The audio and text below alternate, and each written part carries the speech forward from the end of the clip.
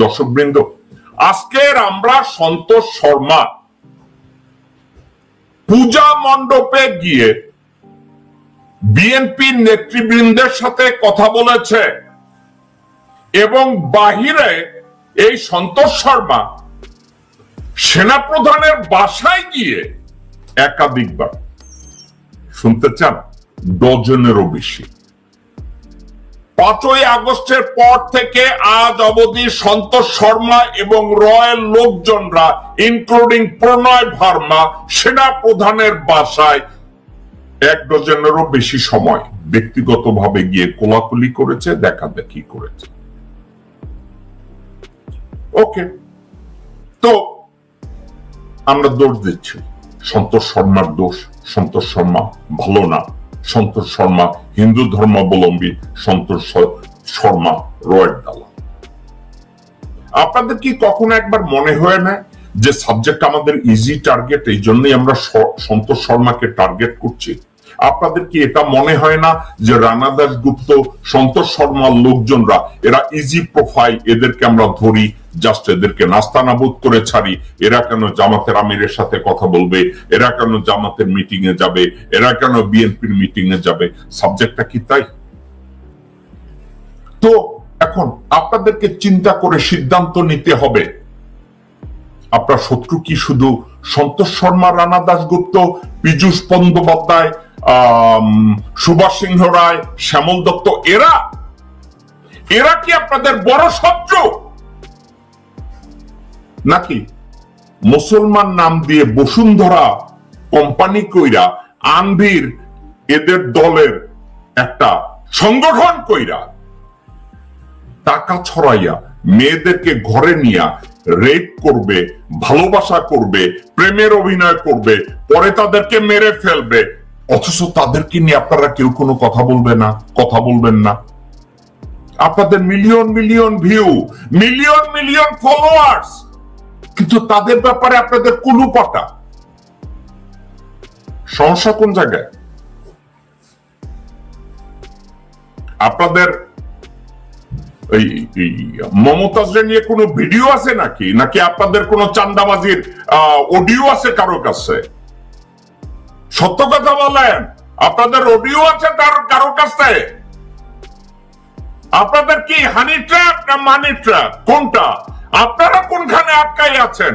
অনলাইনের অ্যাক্টিভিস্টরা? আপনারাও কি কোথাও হানি ট্র্যাপ মানি ট্র্যাপের মধ্যে আটকে আছেন? ওটা নিয়ে আর কথা বলতে পারতেছেন না? আমার তো মনে হয় আমার হানি ট্র্যাপ মানি ট্র্যাপ আছে কি নাই, আমি যখন কথা বলি কাউকে নিয়ে, আমি তো আপনাদেরকে সরাসরি বলি। অনলাইন অ্যাক্টিভিস্টদের মধ্যে হানি ট্র্যাপ মানি ট্র্যাপের মধ্যে কারা আছেন? 3 মিলিয়ন, 6 মিলিয়ন, 10 মিলিয়ন আপনাদের সাবস্ক্রিপশন, আপনাদের মিলিয়ন মিলিয়ন ভিউ, অথচ ওইটা নিয়ে কথা বলতে পারতেছেন না। আপনাদের কোন একটা জায়গায় হানি ট্র্যাপ মানি ট্র্যাপ আপনাদেরকে নিয়ে আছে, যার জন্য শালমরি নিয়ে আপনারা কথা বলবেন না, যার জন্য ওকে ওর নাম কি, বসুন্ধরাকে নিয়ে কথা বলবেন না, আনভিরকে নিয়ে কথা বলবেন না। আপনাদের সমস্যা কেন?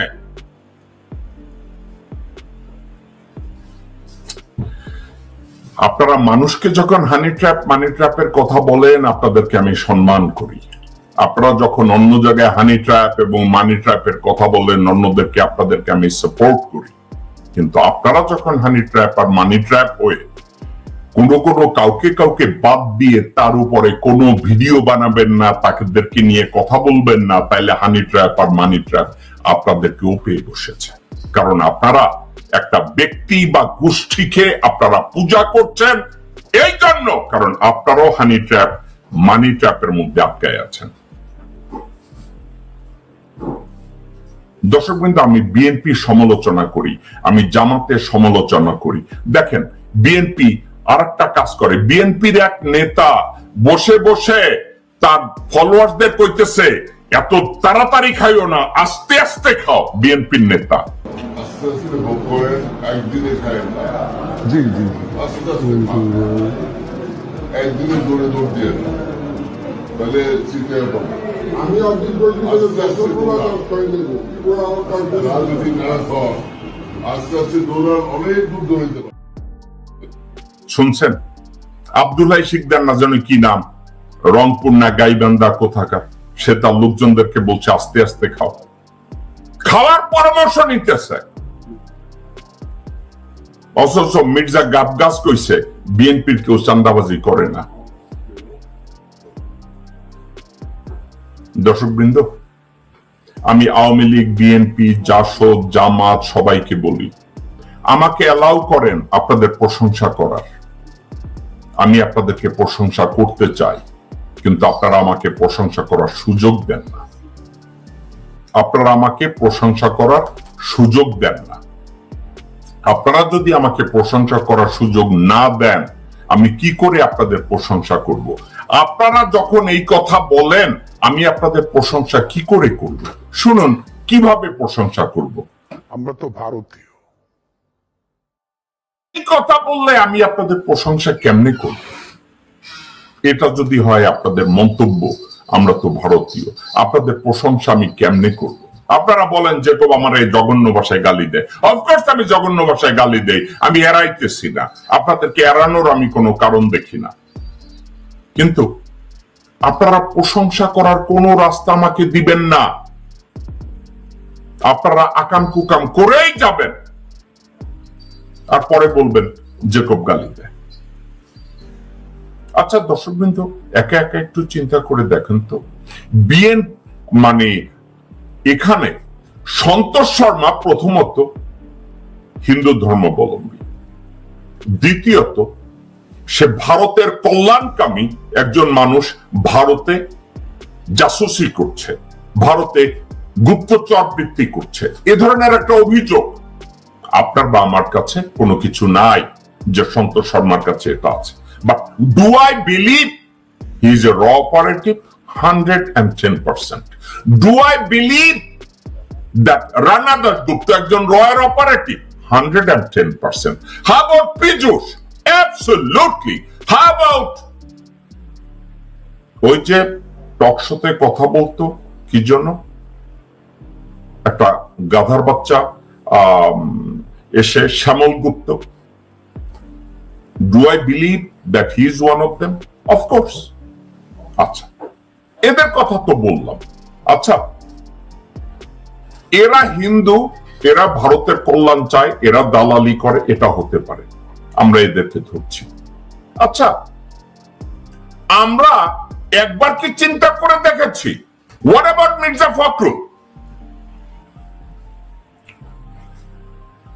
মির্জা ফখরুল স্রেফ নামে সে মুসলমান, কিন্তু সে কোরআনকেও সম্মান করে না, কোরআনের শাসনকেও সম্মান করে না, কোরআনের বাধা নিষেধকেও সে সম্মান করে না, হাদিসকেও সে সম্মান করে না, এবং এগুলো নিয়ে যারা কথাবার্তা বলে তাদেরকেও সে পছন্দ করে না। সে কি পছন্দ করে? মির্জা ফখরুল কি পছন্দ করে? কি পছন্দ করে আপনারা শুনেন না? শুনেন সে কি পছন্দ করে। ধর্ম যার যার, উৎসব সবার। আমি আমার শৈশবে আমি এই পূজা মণ্ডপের নাটকও করেছি। আমি আমার শৈশবে আমার বন্ধু বান্ধবদের সঙ্গে নিয়ে আমি বিজয়ের আনন্দ উপভোগ করেছি। এটা আমার।